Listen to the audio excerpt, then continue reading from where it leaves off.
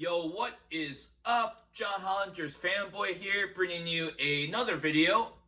We are right now in a motel somewhere. Honestly, I have no fucking idea where the hell I am. It's like at some city between San Diego and Los Angeles, but I'm sure you don't care. Let's just get to the video. Alright, tip number one. Have a Twitter alert for updated NBA news. All right, so for the people that don't use Twitter or don't know what Twitter is, I'm just gonna give a brief rundown because this is very important to have a news source that will give you alerts of when players are injured as soon as possible. What you do is very simple. So you go to the App Store or whatever Android or whatever phone equivalent you have. You go and download the Twitter app. And then on Twitter, just make an account and then try and follow a Twitter that gives you up-to-date NBA news. So the one I use is this one right here, Roto World Basketball. This is pretty reliable. You just click the follow button as directed here. And then afterwards, you click this little bell button on the side. And you want to click it and you want to click turn on notifications. So yeah, after you do that, as soon now as a player is injured, as you can see on my phone screen right here, a notification will be given to you of the injury. So you'll just have like extremely fast, up-to-date news. So you'll be able to like adjust your bets accordingly when that happens.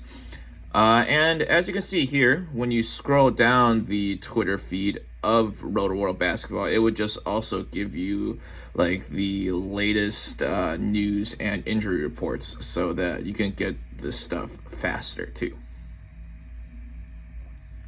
Tip number two, if you are going to parlay your bets, then you should never hedge them. Alright, so we're gonna break out the Microsoft PowerPoint for this one on why you shouldn't hedge, because when you do so, you lose a lot of value. So let's just say in a hypothetical example, you did a four-way parlay with each bet having minus 110 odds, and you spent $100 on this parlay. And let's just say like we're at the minimum to be a winning player, which is about 53%. But let's just say there's a 53% chance of it hitting for each of them, right? Well, let's just say you hit the first three legs of your parlay. So given A, B, and C already hit, right?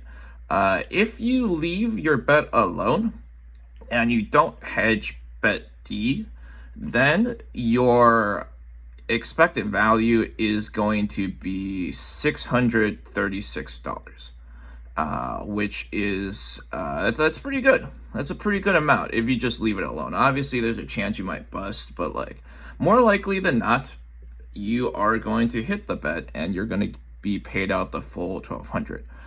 Now, if you hedge, which is bet the opposite of bet D, let's just say you're betting and like bet D is an overline and you decide to hedge by betting the under, the most you can win in this scenario is $519. And that's if you place a bet of $680 on the other side. So this money is guaranteed, but as you can see, based on our equation, it's very much not worth doing this. You lose about $116 of expected value in the long run. Yeah, and here's like the formula actually for the for calculating X, which is like how much you would want to bet on the other end if you wanted to hedge your bet. Which again, you do not want to do because you're losing a lot of expected value. Sure, there's an argument that like you'd rather just play it safe, but then if you are just playing it safe, then why are you doing a full-way parlay in the first place? You know what I'm saying? Like it'd just be easier if you had just before three-way parlayed these three, and then for the fourth parlay, just like bet it independently. Because then you don't have like the stress of having to deal with the fourth parlay of the hitting the zero of the 1200. Yeah, so if you're going to parlay, which again you should, because if you looked at my other videos, it increases your expected value, then you should never hedge because you pretty much just lose your expected value advantage that way. Tip number 3. Write down the analysis for each bet you make and why you're making them. All right, so let's see here. I have a bunch of different Reddit screen caps of various analysis I have made through the days of this NBA season. Basically, as you can see, like for every single NBA pick that I make through the day, I'll write a little blurb.